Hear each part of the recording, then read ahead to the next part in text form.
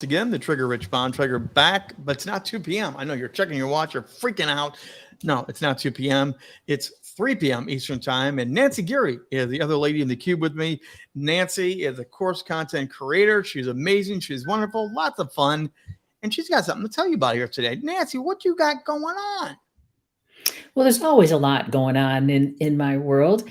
And I want to start off today and just share some great tips with people about what they can do to make their courses more interesting and engaging. And then let Now, people know about a cool event that we've got coming up as well. So well, the and first, course yeah, creation, first of all, hey, course creation yeah, is not easy. First of all, no, let people know it's not easy. Right now, there are a lot of people doing a lot of things, and you're here to help them do it better and make it a little bit yes, more creative from what you're telling me, right? yes, absolutely, Gotcha. absolutely. Well, here's the deal that I see all the time in that a lot of people are publishing recordings. And there's nothing wrong with publishing a recording. But if you bill it as a course, you're setting a higher expectation because a course has interactive components, it has exercises, it has ways for people to engage with each other. It's a totally different deal than a recording. A recording is a subset of a course. And when you take a webinar and you package it as a recording, there's a lot of extraneous information in there. There's the Q&A that was meaningful to people in the moment during the webinar. But then when you package it as a recording, the people watching that recording at any given time may not have the same questions. So one real easy tip is to take that content and extract it and bundle it as an FAQ document that people can look at if they choose to look at the frequently asked questions. Another key element that I've noticed on my journey is a lot of what people are putting out as courses. There's a whole lot of talking head. Now, it's fine for what you and I are doing today, but there is an element of interaction and engagement because we're going back and forth between two people. And that's just one very simple element that you can add. Have a second speaker. And by the dialogue, that creates a level of engagement. So now when Well, we take this, go ahead. plus, oh no, But see, there I go, dialoguing, interrupting. But actually, that's that's okay. part of the character of doing these. You do want the engagement. You do want it to be Yes. surprising because people find that fun. They find that much more natural. Where it's Hmm. Nancy speaks, Rich speaks. People are like, okay, this is so well scripted. We don't care. That interruption time, like we just did right there, Yes. it feels really authentic to people. Yes. It gets people's attention.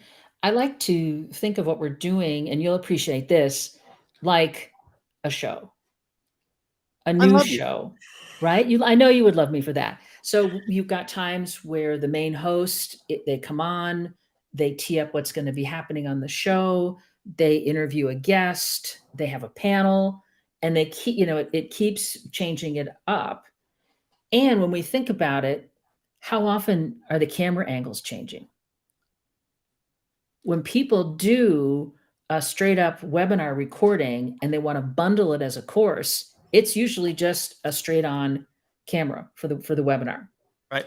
So then we move into the recording for the course, and it becomes kind of flat and dull because it's just this same shot over and over again, and perhaps graphics are brought in. Now, I'm working on a video for my own online course that's going to be launching later this year. And I was really surprised when I was looking at the footage last week, and I had this idea of what I was going to say, when I would be on camera, and what I was going to show. And when I went through it, I thought, wow, I need to add more changes to this than I anticipated to ensure that I'll be able to hold people's interest. And so we're going to be working through that so that we can up it, because it was either the camera's either on me too much, and maybe it's just Yep. I just a little bit, I don't want to be on camera that much, but it was also on the visuals a little too long. And I'm thinking I'm going to move from more static visuals to B-roll, which is a short video Mhm. clip so that there's more movement. So I think it's going to be a lot more fun and a lot more engaging. And of course, because I'm in the business of course creation, I'm putting a lot of pressure on myself to make something that's going to be really awesome. Well, and one of the ways to do that, for example, is like if you're on Restream and other software, you have the ability to do it. This was a recent event I did with somebody else, but you can do things like this where you change it and we're still single camera, but now we have movement. We have something else popping in. With something like Yes. Restream, you can also bring in the fact that you can literally, right now we have this kind of stage blue spotlight. We can change the background to something Mm-hmm. else. Yes. So simple stimuli like this can bring more action to what you're doing for course creation content, right? Right. Right. Exactly. I mean, it's just the whole idea is that whenever there's movement, then that gets our attention. And what I say to people, many times is that we're conditioned to consuming content on a screen. Yes. And because we're consuming content on a screen, we are conditioned that there are going to be a lot of changes. We don't know, but other than like you and I, people aren't probably counting how often a scene changes, right? But Right. it's it's happening. So we're used to all of that change and all that movement, and so we have to think about, well, how can I bring that into my course, and how can I do it, in the most efficient way possible? Well, and that's where props, not just talking about, but literally if your course creation, share a screen, show something, or there's a prop, if you're doing a hard substance type of thing, show Yes, what you're doing, play with it. All that stuff is so easy, but it's far more powerful than what people probably realize. yes. It really is. And it makes such a big difference. Now, the other part involved in the interactive side of things, and let's just take a look at a program that's evergreen, so self-study, right? You want to get people doing as quickly as possible. So giving them a personal reflection exercise, an assessment to take, a quiz to complete, something that gets them involved and working on moving forward. One of the easiest ways to do that is if you have particular tools that you want people to use, checklists, whatever they might be, teach them how to use the tool. Like this. And by Hit the teaching, QR code, get that. That's exactly how you do it today, right, Nancy? yeah, Boom. teach them how to use the tool, and then they'll carry it forward. But then this, is even what we're doing here. So we're live and we're changing it up as we move through here, and that's keeping people's interest and attention. And the days of people sitting and watching something for an hour are done. People's attention No, spans are getting shorter and shorter and shorter. Now you can have an well, hour's worth of content, but you need to break it up into shorter, consumable bites, so somebody can say, you know what, I've got 5 minutes, I've got 10 minutes. But when you think an hour, are you kidding me? So, well, that's where my coaching come in. I teach people how to think episodically and literally have it be. So like if you're doing a course, you have part one, part two, part three. You don't have to do it mhm, all in one day. You don't have to do it all in one night. right. And you literally can intentionally say, here's part one, and then leave them for a cliffhanger. The old TVs and movies used to do cliffhanger, come back for part two. So now you're in entertainment, but you're also got your Yes, bite-sized nugget information. yes. And that's really, more how people want to approach things. It's we'd like to think that what we create is something that people are going to binge watch, but I don't think so. It's just not like, okay, I'm going to watch, every episode of, like the Lincoln Lawyer is a little bit different than what we're doing, right? It's just, it's sad to say, but we can learn from entertainment by saying, well, Yeah. what can I do on screen to make things more interesting and engaging? And that's a lot of what we're going to talk about in the Bundle Your Brilliance retreat that's coming up. It'll be a full day on September 22nd. But before that, on next week on September 5th, we're going to talk about, we're calling it Lights, Camera, Action, where Rich, you'll be able to come in and help people look at, well, what can they do to make their home environment their home Yes. studio as good as possible for creating their programs. Because I think there's a lot of opportunity to create things from your home base, but then Well, there's times that you may want to go in and shoot in a studio, and there's a right. lot of Which, different factors that come into play in terms of when you're going to make that choice. well, probably one of the best examples you can get with that is think of Julia Child's, whatever cooking show you like. Why are they in the kitchen with pots and plants and different things? Because they're showing you it's course creation, how Yeah. you make little lasagna, how you do this. And they have the cups pre-served and everything else, but they'll talk you through. But their setting is in a kitchen Mm-hmm. and it brings you into an experience. It's like Yes. you're literally in their home and they open up a Yeah. cupboard. You're kind of like, dang, I'm in their cupboard. Yeah. I'm You not feel like out. you're in the kitchen with them. That's what you want to do with your courses, right? Right. And clearly she was not cleaning up after herself the way that No, Julia you're was. not. But here's what you have there. If you think about what's going on, you've got a real great personality that people loved in an environment that's really her environment. Now, her kitchen, they took her kitchen and they put it into a studio, right? But it worked for what we were doing. You wouldn't want her, sitting in a studio with a Bunsen burner in front of her or something, right? So that's how we want to make it go. So question coming in, and again, when you're doing these live, you want to engage with the audience. When you're doing your live type of content creation shows, you want to do that as well. And Leslie's got a question about staying within those 5 to 10 minutes for material. So bite size, nugget size, what would you recommend for that quick bite of here's content step 1 or 2? Right. I think that's a good range to stay in if you can. There's some information that you're going to impart that you might need more time. You might need 15 minutes. So the content really drives the time. But having said that, look at what you've put together and go, can I trim this and make this more succinct? The trick is to say what you need to say in as few words as possible. It's like if you're crafting a speech, putting together a speech that's going to be, in that 5 to 7 minute window takes a lot more work in some ways than a whole day event because, you can wander around more. But if you've got 5 minutes to get your point across, you've got to be really to the point. And oftentimes we have a desire to provide more of a backstory that's really necessary. Right. And that's where the Q&A, the FAQs, that's where the emails come in to do some of that. Yes. Think of it again. Let's go back to the cooking shows. They'll show you a carrot, put it down, and the carrot's magically chopped up already. Yeah, I wish that happened in Or my they do kitchen. a pie and they show you all the pie ingredients. They pull it in and say, doesn't that smell good? Oh, and by the way, there's a piece already cut out for me. They've truncated it down, but they've shown you the steps.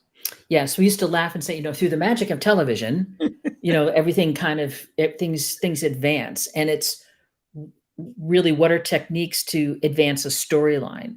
Yes. So in movies, I think one of the best examples of this, and it's probably because it's also my ethnic heritage, but in The Godfather, when the baptism scene is going on, they slowly, they killed all of his rivals. Yeah. And they did that in a very short, it was probably, 2 to 3 minutes that they advanced the story. So you want to think, what can you do to always just keep advancing the story? And it comes down to focusing on what is the information that people really need to know to be successful. You may have a lot of other great content to share. And I put that in, that's the nice to know category. And that you can offer in other ways, give them articles to read, give them a book, point them to other content. Think of it like a lot of times when I'm traveling, I want to take the main road to get from point to point. I don't always want to take the scenic route.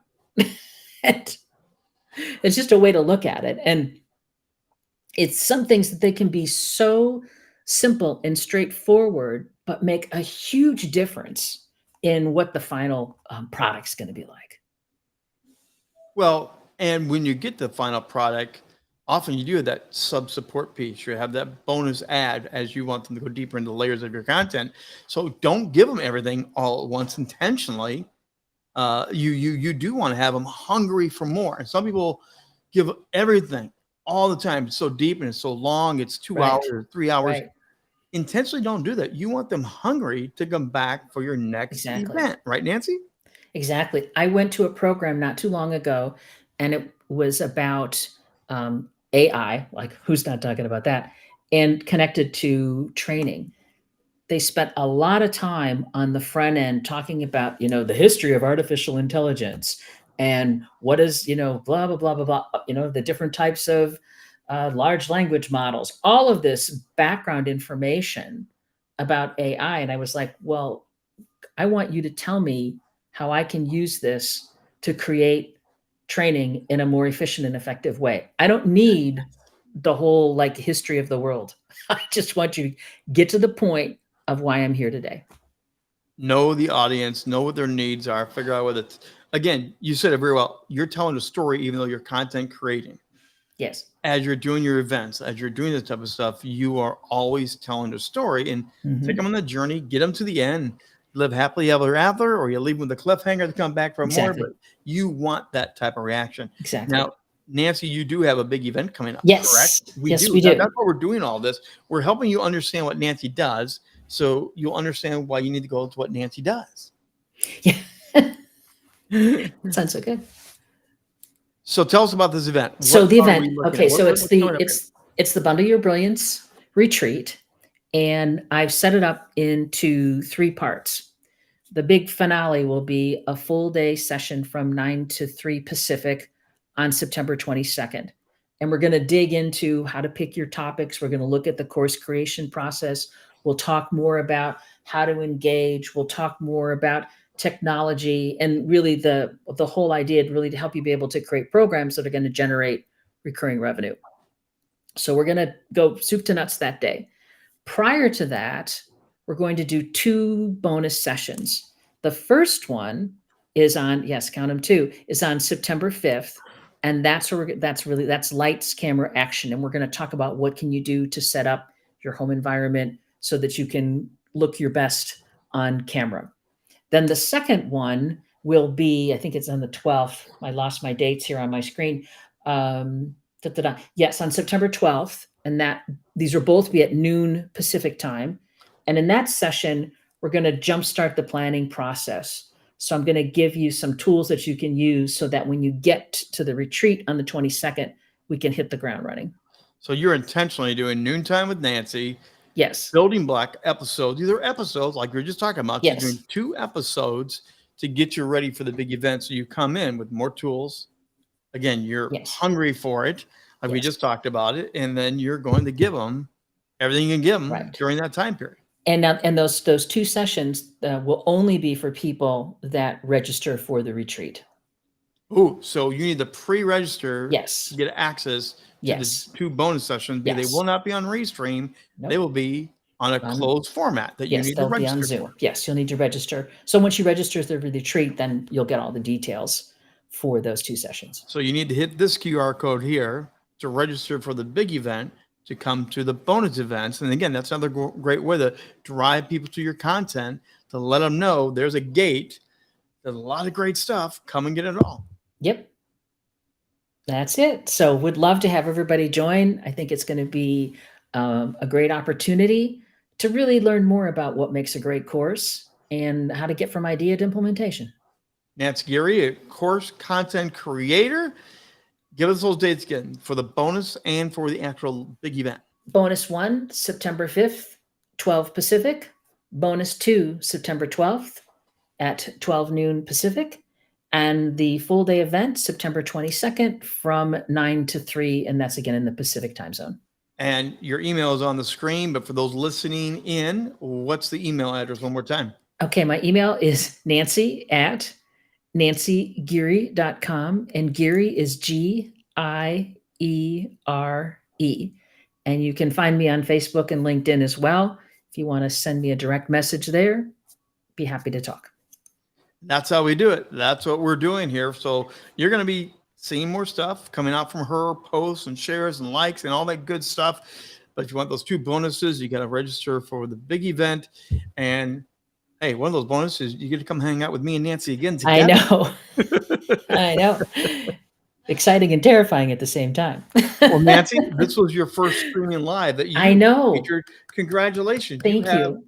You get your first live stream merit badge. Yeah. I get a badge. That's great. That's Nancy Geary. I'm Rich Bontrager, the Trigger. We'll see you back here again. Thanks for dropping in and listening today. And again, Nancy Geary, content creating expert. If you want to know about creating great content, learn how to produce those things to drive more traffic to you, your website, your clients, check out what Nancy's got to offer for you. We'll see you again soon. Thanks for dropping in today. All righty. Thank you.